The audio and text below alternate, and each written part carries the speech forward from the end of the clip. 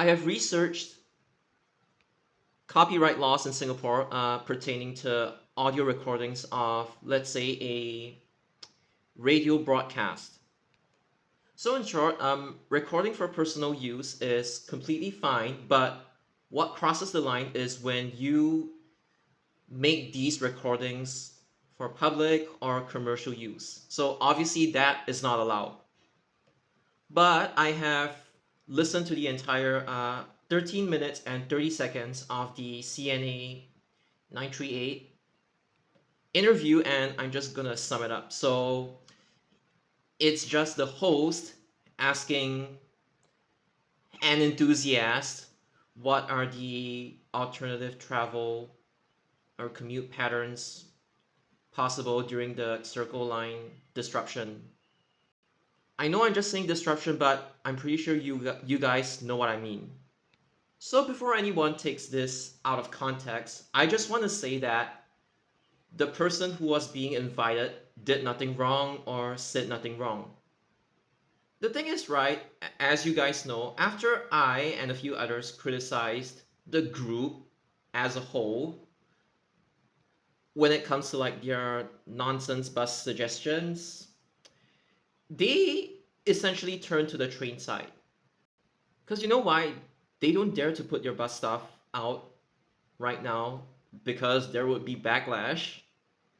But for the train site, basically, you can check it out on CNA's Facebook page. They got some random train enthusiast to do up an infographic, and then some radio station got intrigued by said diagram. I don't even know who approached who first. Was it the enthusiast who approached the radio host, or the radio host who approached the enthusiast? Because the radio host is from CNA. So the whole 13 minutes and 30 seconds segment was pretty much just a casual chit chat session between the host and the interviewee. And it wasn't really like an in depth discussion or anything, it was just really a light-hearted, casual conversation regarding I want to get from place A to place B when the circle line is down. What other alternative travel options do I have? So a few bus alternatives were mentioned. Like I'm not gonna say them in order, but it was Service 11 because Stadium was being discussed, and then there's like 16, 32, 33, and then they asked from like Tai Seng area to Nickel Highway. They responded with 70, and then also mentioned that 70 also goes to CBD and its doorstep. So all in all, they didn't say anything that was like wrong. And I could tell that the guy was a little nervous, as most people would be. And assuming this guy, who identified themselves as a train enthusiast and not a bus enthusiast, when asked about like the alternative travel options, I could sense that like they were actually more or less reciting from the script, like just reciting from the infographic. And then at one point in time, the guy also mentioned, "Oh, let me just read from my infographic," or something along those lines. So as much as it sounds a little bit AI sloppish, the thing is, the guy, assuming that he was the one who designed the diagram, actually put in effort to even design the diagram in the first place whilst not being a bus enthusiast, assuming that he is only really a train enthusiast. Because you have to keep in mind that these people usually recruit people to get onto the train side as opposed to like the bus side. The bus side, they don't dare to do anything at this point because they are scared of me. Openly leaking their volunteer groups bus master plan before it's being quote unquote officially publicized. Because there are bus enthusiasts on the lookout for any radical, extremist, stupid bus suggestions coming from inside, and then they just tell me about it. So again, to reiterate again, the guy who was being interviewed, they did nothing wrong at all. As much as like they kind of referred to their own infographic, they stuck to the script. It's like it was kind of like rehearsed in some sense. Which has implications whether these answers are actually genuine or not, but it's not really needed because as a train enthusiast who doesn't really know much about buses and then you're questioned about all these alternative commute suggestions, right? When you're kind of like unfamiliar with a topic, you tend to stick to the script, and that is completely okay. Even I do that sometimes when talking about like some aspects of maybe bus side or train side that I'm not necessarily 100% familiar with, even though you guys know that my videos are unscripted. But at times I do have to refer to like a few things. So this explains why they were like hesitant on their answers because they were unfamiliar with like the scope of things. But I don't blame them. But the main message of this video is that when bus enthusiasts or train enthusiasts for that matter, they get desperate for online fame, for attention from the media and stuff like that, for recognition by the country in this case, they will legit take they will legit do all it takes to ensure that they publicize themselves in one way or another. So one way you could think about this is that one person was just willingly sent as a scapegoat for media attention to publicize their brand. Even though they are a volunteer group, at this point, they just look like a brand of elitist bus enthusiasts as of this point in time. Now, whether their ideas are good or not, that doesn't matter. The fact is that they are trying to brand themselves to the Singapore public. Because the thing is, they are not doing anything wrong. They just created an infographic. I don't know how many people were involved in the making of said infographic, but it's something that actually helps out commuters that are lost. So it's a good thing. But you have to ask yourselves, why are people doing these good things? Like, what are they doing it for? This is why I have been urging and encouraging people to develop their critical thinking. Because I want you people to be able to see other people's ulterior motives. The same can be said for me as well. Like, why did I make this video? Blah, blah, blah. The same thing that I've said to this group of volunteers, you could hold me to the same standards and regard as well. It's how it works. But the main intention is to develop people's critical thinking. Like, an example would be, oh, I made this video because I hate them and I want to tear them down. And if you think along the lines of these, I don't blame you. But this is exactly how critical thinking works.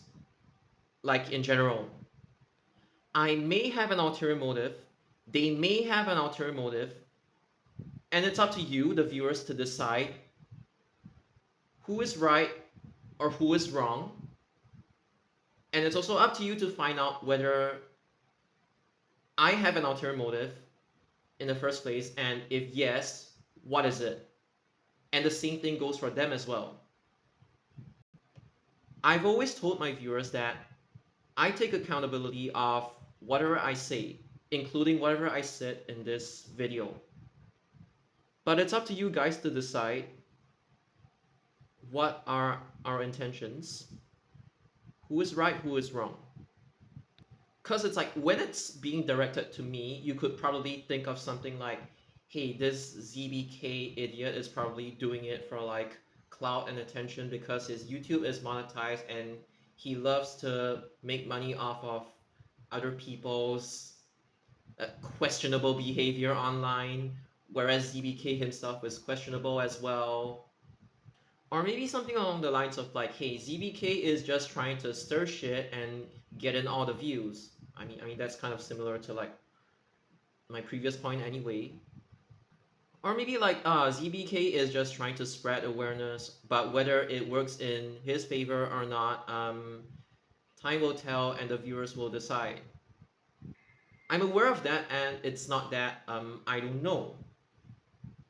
I do admit that sometimes my behavior in general, be it offline or online, can be, or maybe even online but outside of this platform, might be destructive to myself, might be destructive to the people who care about me, or maybe destructive to other people because oh I paint them in a bad light and that's not their real intentions, blah blah blah. So I'm going to tell you guys my intentions, and it is up to you to decide whether what I'm saying is the truth or what I'm saying is a lie. So my intention is to bring awareness to this group of extremists. I've been doing it on Facebook. I've been doing it on YouTube. You guys all know. And the next part is why I get upset over this. It's because being a bus enthusiast, okay, train as well, but in this context, it's like more about the bus side. Having studied like bus guides, street directories ever since young, like let's say bus stop staggers, the reason why certain bus routes are routed in a certain manner, be it trunks, feeders, express services, night riders, or stuff like that. And the fact that I wasn't always good at bus planning, I'm just very thankful that the people who taught me when I was a lot younger, they actually taught me properly. Like when it comes to like the bus routes and stuff like that, like why they're even routed in a certain manner. And on a personal level, I believe other bus enthusiasts whom either have seen or discovered them, or whether it's through my own interpretation of them. So, again, this is pretty much anecdotal, but a lot of the people that I've interacted with, like the ones who are close to me, they share the same sentiments regarding why you shouldn't amend this route or amend that route, make a bus skip stop, make a bus call more stops, blah blah blah, and the list goes on. And even bus enthusiasts, like some of them whom have had no contact with me, they have also reacted to like similar things as well. Like inside the NTU Telegram group, they are aware of my existence, but I do not know them personally. Like even those people have also reacted and shared your thoughts like upfront with said people in general. So going back, as somebody who has been exposed to their private bus route materials that aren't public yet, obviously, like as somebody who has seen them beforehand, and I'm sure people inside the Singapore bus community, they've also seen it beforehand as well, and they have had like different reactions to it. I myself have had different reactions to them as well, as you can see from my videos. So going back to the reason why I'm upset, it is because you have a group of teenagers or like nearing young adults that just do not have a good understanding of the basics of bus route planning, trying to tell other people how to bus plan, how to bus route plan, be it to like enthusiasts or non-enthusiasts, like basically ordinary Singaporeans. But to be fair, they never had a chance to show it to non-enthusiasts yet. They've only showed the train side, and I've told you that they don't dare to share like the bus side because they are afraid of me criticizing them as of this point in time. So again, on a personal level, I get fed up with them, and I really cannot stand it. Like I just don't wish to see Singaporeans being manipulated by this group of people clearly with their own agenda, trying to like mess up the entire Singapore bus network to suit their own needs and not the actual needs of commuters and the bus operators as a whole. So it sucks to see that there's a group of people that are trying to do this. And because of that, I want to bring awareness to it. Although the methods that I have used up till today, some of them they are more like comedic. Some of them are actually explaining in depth like why you shouldn't change this route, why you shouldn't change that route, and stuff like that. Like essentially, the more public attention their volunteer group gets, the more they become like brand or organization, like basically an NGO, NPO, non-profit organization, non-government organization. You guys get the idea. The more organization like they become, the more they would actually threaten to, maybe not them, but their supporters would threaten to sue people, even though said people are just objectively telling people the truth about these people's plans. And the harder it is for bus enthusiasts who know all their dark secrets to even talk about this issue in the first place. Now you might be asking, like, okay, it's a group of like teenagers and young adults. Do they even have the capital to go around suing people and stuff like that? I'm like, no, but it becomes really concerning when you cannot take criticism to the point whereby you need to engage in like, you know, lawyer action. I don't even know how to put this, but like lawyer action to sue the people that you're going against. Just like how the incumbent government in Singapore, like basically they sue people who do not fit their political agenda, yada yada yada. And you do know that in their Discord server, if you don't agree with their views, you might get banned. You might get 29 demerit points. You might get 27 demerit points even though you literally participated in nothing. I mean, the person who got 27 demerit points. Like, it just becomes groupthink, but in a bad way. It just becomes.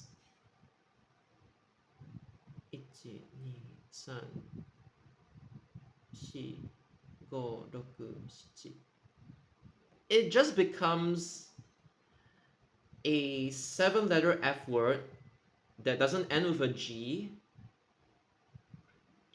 It just becomes that kind of like ideology. I'm not able to say that word out loud, but you guys kind of get where I'm coming from. Do I resent these group of volunteers? I mean, not the innocent people who have been roped in, but the masterminds of all of this. Do I resent them? Maybe a little bit, but I'm just like really, really disappointed that they have to like walk this route just because they desperately want attention and they desperately want to publicize themselves. Again, the main purpose of this video is to teach you guys to fish out any ulterior motives that either I or said volunteer group might have. But all in all, right, this whole issue is actually pretty simple. Yes, there might be a lot of like nuances involved, but like the whole overview of it is like pretty simple. And basically, I know that they have an ulterior motive because I have interacted with them before, and I and the people who are close to me, I mean, they have interacted with them before, but again, they see through them as well, is how I would put it. like basically I'm sitting here on YouTube teaching people how to not mess with bus routes. Then then you have like a group of people that's like trying to do the exact opposite, trying to like reinvent everything and make it like a nationwide scale when it comes to like the bus rationalizations in the first place. It's a completely different style to what LTA has been like doing over the years.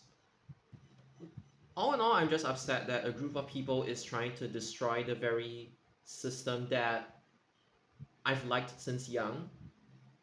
And said system is like quite integral and essential to getting people from point A to point B in the most efficient way possible. Or even if it's not the most efficient way, at the very least, due to like whatever constraints that there might be, it still gets people from A to B in the first place. Like sometimes you gotta compromise, but again, I'm just saying it's not like, oh, this is some non-essential thing and that we can live without it. No, people need to get from A to B, regardless of where is A or where is B. Like it's an essential service, and when I see people just teaching others the wrong things and are like really radical and extremist with it, I just cannot stand it. And it's like I feel that some kind of their okay, how do I put it? It's like I feel that their success, whatever this success encapsulates, like whatever this success actually means, I feel that they do not deserve it. But that's more of like on a personal level. It just explains why, oh, I want to see them crumble, I don't want to see them succeed or whatever. Yeah, I'm just like trying to, okay, shit, I lost my train of thought. Okay, I remember. So I just want to be open and honest about all my personal feelings and why I do not want to see these people succeed, blah, blah, blah, blah, blah. I'm exposing myself to my viewers right now, all of you, with 100% transparency. All my negative thoughts that have arose from like this issue, I've said it all to you. I mean, maybe I've said like a bit more things in the previous videos, you guys know, but again, I just want to repeat it again in case anyone isn't clear. So, putting my own personal feelings for, not feelings, but my own personal negative emotions, negative feelings for that group of volunteers as what the radio claims, I feel that objectively it doesn't really make much sense to, like, I'm pretty sure that like the interviewee has already been briefed about what kind of questions that they would expect from the CNA radio host. And I do understand that the guy was nervous, but the reason why people could potentially see it as quote unquote AI slop, I didn't say that, but I'm just saying potentially why people could see it as AI slop is because it's just memorized, regurgitated. It's like you're just referencing to your own diagram that you made. Again, nothing wrong with that, but it's more of like it just sounds very rehearsed and recited. And I mean, that's the reason why I talked about like the whole genuinity of the, whether the responses are genuine or not, you get the idea. But again, that doesn't matter in this case because it doesn't matter if you're genuine or not. You're just telling people how to get from point A to point B. But one thing that doesn't really sit right with me is, yes, I know he's the one who designed the infographic, but why is it that you send a person who doesn't really know about the bus routes? He's more on the train side, I assume. And then when people ask you for your, when people ask you for your input regarding alternative travel options, and then you just, all you do is like, again, you probably have no choice because you're not a bus enthusiast, but why is it that all you do is, why do you send a person who pretty much only regurgitates from his own material and it's not really giving any additional insight as to why you should do this or why you should do that? Again, I'm not saying that like it's necessary in this case because you're literally just telling people how to commute between point A and point B. But I think one of the last questions was like, if I'm from Bugis and I want to get to Ubi, and what the CNA host probably had in mind was that you take East West Line, Circle Line, and then Downtown Line. And then, okay, even though I don't think that's like necessarily the best question that the host asked, but I don't blame the host because he's just trying to suggest point A to point B. Like, there's nothing wrong with it. The response that was being given is, oh, you take the downtown line, you go through the loop, and you just take downtown line from Bugis to Ubi. But again, it's like it doesn't really sit right with me because let's say you have like because Circle Line is like the main topic, right? You have Circle Line in mind. You're like, oh, East West Line, Circle Line, and then you have Downtown Line in mind. And probably the other alternative is like something like you take DTL from Bugis to like Promenade, and then you take CCL from Promenade to like McPherson, and then you change DTL again. That's what I could think of. But it doesn't really make sense for it's like your normal commute involves like two transfers, be it whether you go green, yellow, blue, or blue, yellow, blue. It doesn't matter. You go from two transfers to the interviewee basically suggesting that the best option is take downtown line. But again, he's a train enthusiast. I do not blame him for saying this. But I just kind of like it just doesn't sit right with me that you would again I don't blame the host because obviously he's not a train enthusiast. It's like you're going from two transfers and your alternative is basically zero transfers via the MRT. And then I'm like, why don't you just take DTL from Bugis to Ubi in the first place? Regardless of whether, I mean, during the times where Circle Line isn't disrupted, you could have just done that commute, right?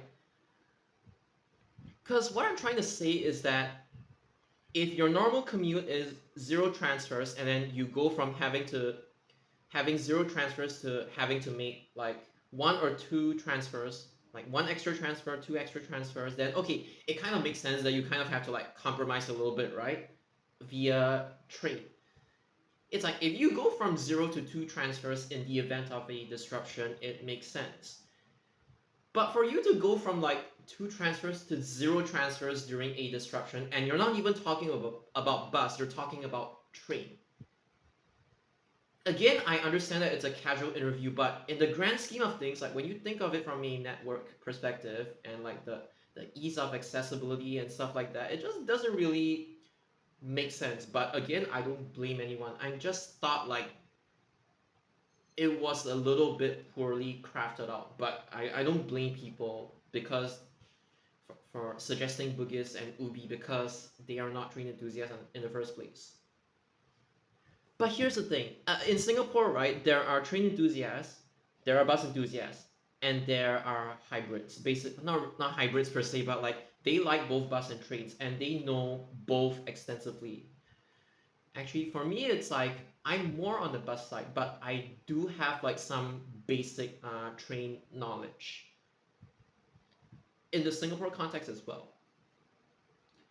It's just that the difference between a bus enthusiast and a non-bus enthusiast, and again, I'm aware that different bus enthusiasts they have different how do I put it? I don't want to say skill because it sounds very insulting. It's like different level of ability to recall.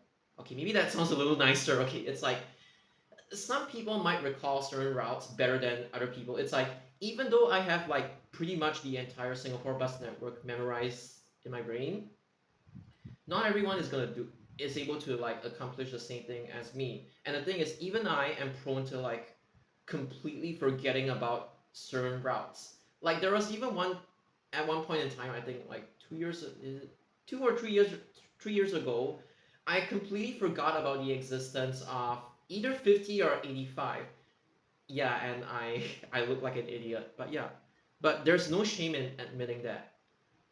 I'm just trying to say that like yes, we might be bus enthusiasts, but some people can recall better. Some people are not able to do it as well, and then some people have like the entire network in your brain. But yeah, but as a bus enthusiast, when you're being asked alternative travel options between Bugis and Ubi, the first thing that comes to your mind will absolutely, like geographically speaking, it will absolutely not be downtown line. You could think of 61. I know 61 throws Wampo East for like eastbound, right? You could think of 61. You could think of 63. And the fact that this was not mentioned already tells me that like the interviewee doesn't really know much about the bus stuff. Not that I blame him or anything, because on the map that was being published by CNA crediting him, that section of the map, correct me if I'm wrong, did not include Ubi at all. Like it only included stuff like 31 between one place and another place and stuff like that. I cannot remember. So this just shows that like whilst the infographic is good in some way that it helps commuters, right? If you do not rely on this infographic, are you able to tell the interviewer the alternative travel options like at the tip of your what's that phrase called? At the tip of your fingertip. Wait, it doesn't sound right. At your fingertips. Oh my god, at your fingertips. Yeah. So it just goes to show like an over reliance on your own infographic that you created. Nothing wrong with that, but it just goes to show that they may not be that familiar with like the buses. Because any bus fan would just tell you 61, 63. Because okay, one goes Ubi Avenue 2 and then the other one actually winds like what's that road called? Ubi Road 1, Ubi Avenue 1. 63 actually winds inside, whereas 61 is like it goes on the main road goes along the main road straight, Ubi Avenue 2. But yeah, both of them, if you say Ubi, yeah, both of them would be options. So even though it's a little bit unfair to judge that volunteer group as a whole, like especially if you're a member of the public who doesn't have access to their stuff, it's unfair to judge them just because of this one interview per se. But honestly, like if you want my honest opinions, I would just say that it's pretty much recited and rehearsed, and they constantly have to refer to like their diagram because they are not bus enthusiasts. Oh god damn it, it took like 32, 33 minutes. But let me just address like the main thing. Their ulterior motive, it's basically control over the narrative. And like I've told you before, like many bus enthusiasts have over the years, whether they are good people or bad people, I've talked about that before, they have been interviewed by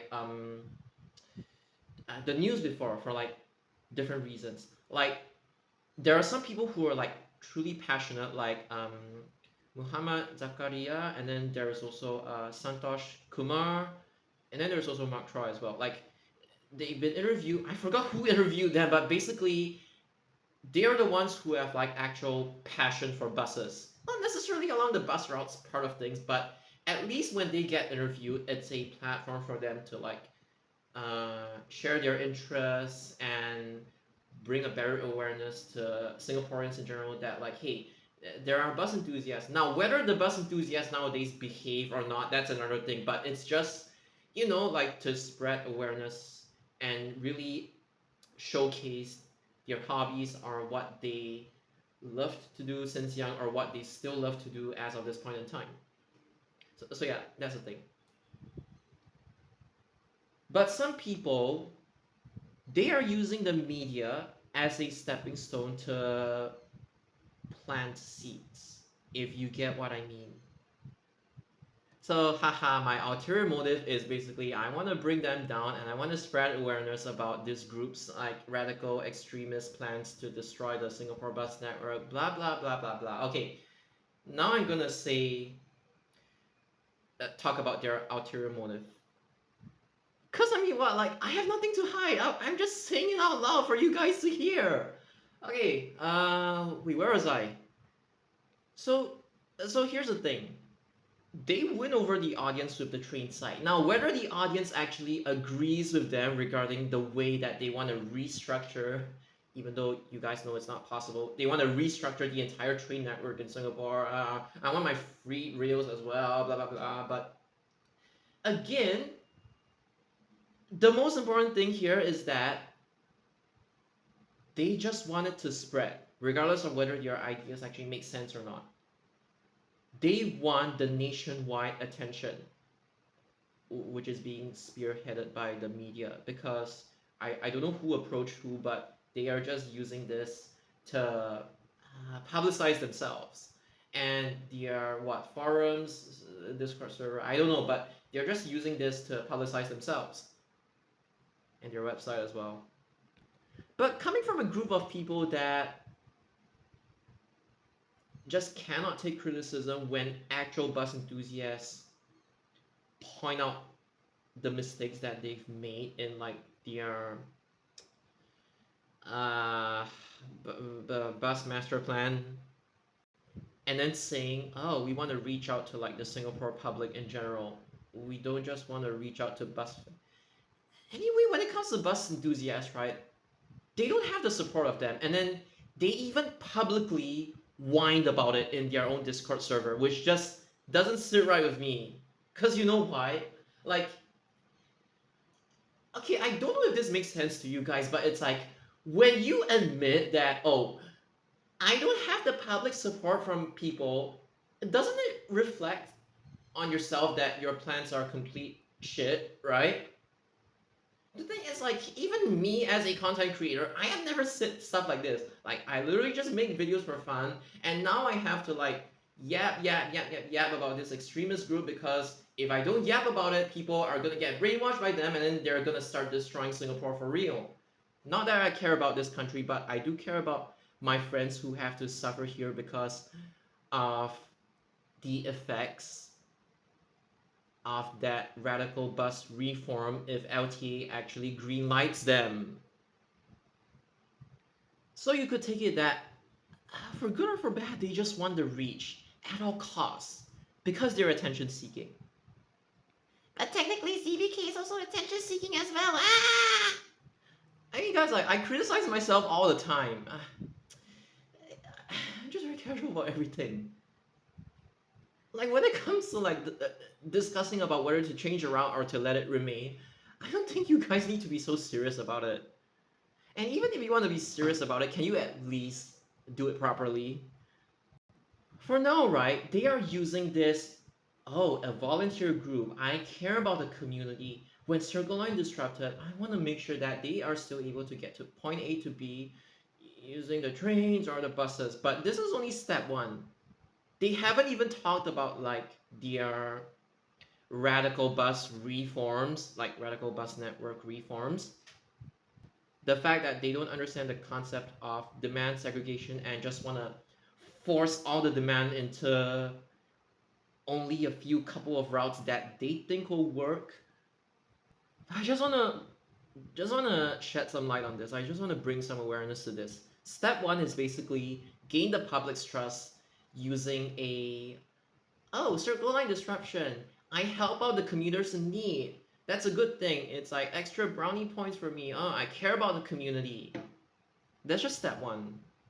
Step 2 would be actually sending their train master. I think they have already did or something along those lines. Then step 3 would be to leverage on the fact that they have, how do I put it? It's like, I don't even know how to phrase this. It's like, oh, we as like thoughtful Singaporeans, we have experienced the inefficiency of the crowd control measures. Like the bridging buses, like all the regular bus services. Why not we make it so that our regular bus services outside of disruptions also skip stops, and then they have a similar stop pattern to 30E, and then they act like BRTs or MRTs. They are just going to use the circle line the brownie point session. I don't even know how you say it. It's like I'm just going to use this the positive impact that we already had on the community during the Circle Line disruption. And then we're gonna use it to push our own agenda, making parent services, like existing services, the parent services completely skip stops. And then for the local counterparts, oh, we're gonna stitch together different feeder services to form one long trunk service. Yay! So all in all, CCL disrupt. I do nice thing for the community. I gain community's trust. Now I suggest my radical bus network reform to the community, and I am expecting them to like it because it's coming from a group of passionate volunteer the bus or train enthusiasts, like transport enthusiasts. We have passion, okay? We wanna reform the entire bus network, okay? See, here's the thing. There are a few people on this earth that are genuinely nice, but I just want to say something.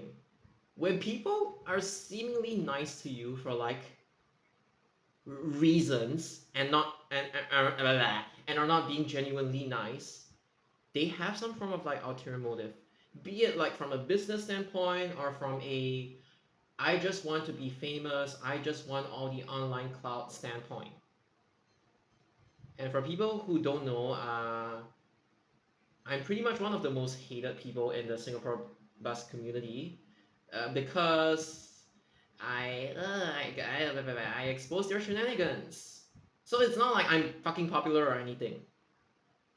And I don't have anything to lose. Like, I just want to tell people the truth, that's all. Truth as in having interacted with these people when they were not as extremists yet. Like I think it was like how many months have passed? I think it was like maybe half a year ago. They weren't really as extremists, although I already had like some form of feeling that it's not gonna end well when they try to become public in general. TLDR, they're only doing this because they want to score brownie points from the public. So, and use it as a cushion to whenever their bus network integration nonsense actually becomes public on Reddit or on their own website. I've already did my best to try to warn people when that day actually comes. And the day that they actually send their bullshit to LTA in hopes that LTA will accept their bullshit and implement their ideas. They've already gotten so much backlash from the bus community as a whole, with the exception of some people, like some groups, particularly from like the younger audiences who don't know any better with regards to like bus planning, because seemingly on the surface they use a lot of like sophisticated terms, the flowery language that I've been talking about again and again and again. It sounds very professional, but when you actually deep dive into it, it's all bullshit. I mean, just explaining the reason why they still have the support from some people, like the fringe groups of like bus enthusiasts. I would say those that are not very well informed, but I don't blame them because they haven't really had the exposure to whatever. You get what I mean. But yeah, they're very stubborn, even though they received a lot of criticism from like actual bus enthusiasts who know their stuff. Us, besides me, by the way, like other bus enthusiasts have also spoken up against them to their in their face as well. I even said it to their face as well, many times, but they just didn't want to listen, and they just want to do what they think is right, and look at where they are right now. Bus enthusiasts in Singapore, they don't trust them, as in they don't trust that volunteer group. They even told them not to do this, not to do that, but they still went ahead with their radical, extremist, reformative plans for the Singapore bus network.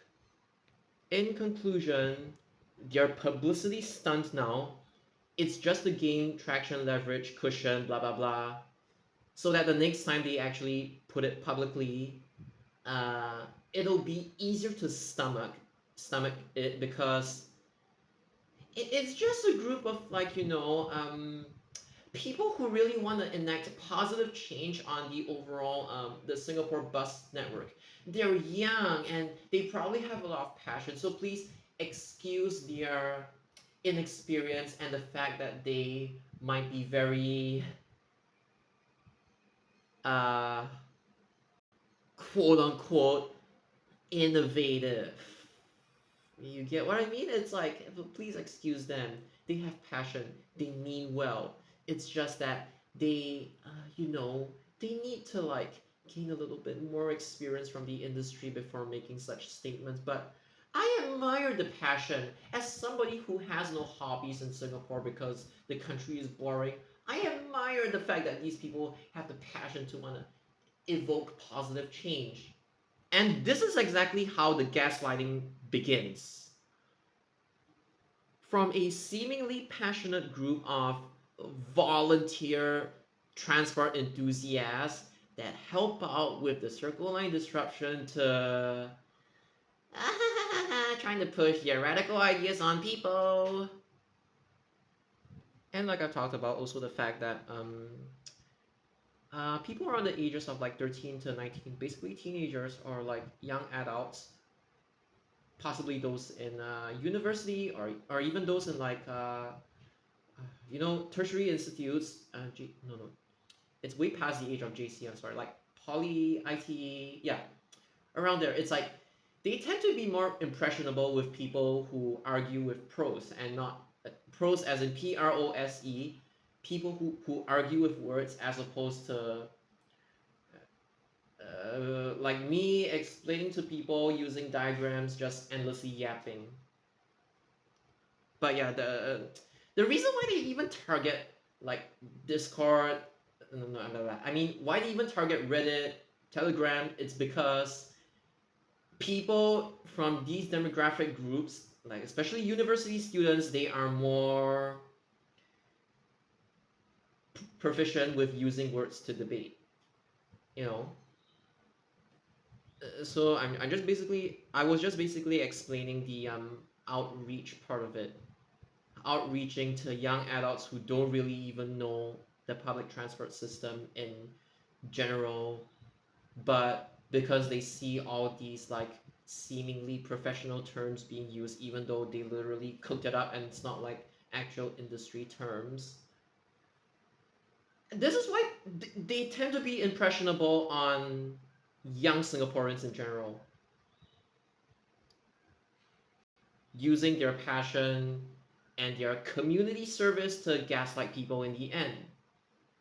And using their leverage that like, oh my gosh, we are official now. Like we have been invited by this statutory board, this radio station, this uh, local news. I don't know.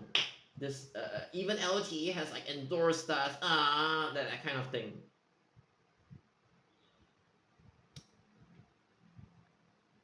This is how people with an agenda try to manipulate the authorities or the statutory boards or the public to either gain sympathy for their group or just be proud of a bunch of Singaporean youngsters with big dreams trying to innovate, I will say, because they love using these terms. Like, you get what I mean, right? This is exactly how gaslighting works. As usual, the reason why this video appears choppy, for those of you who don't know, is because I don't ever script my videos unless I have to. But in this case, I don't have a script. You could take a look around my table. I am not referring to like anything. Like there is literally nothing behind me as well. Like it's just keep my windows closed or oh my god. My god. My phone is charging, so yeah, please bear with it. I literally have no script. You want to take a look at my chair or like what's underneath my table? I literally have no script. I hope this video would let you learn a few things about learning how to see through people. Like if they have an agenda, or if they're trying to control a narrative or replace a narrative that they didn't like the existence of feeder buses, or the existence of long trunk services that they don't like, into their own narrative, like they're trying to replace it with their own narrative. And why people are seemingly nice about it, like behind this whole community service thingy. Yes, it's a good thing, but think about their ulterior motives, if they have any. Because having seen their material before they get captured, I know what it is. I already told you guys. Bye. I don't have anything to say. I don't have anything else to say. I've already said what I wanted to say, so bye.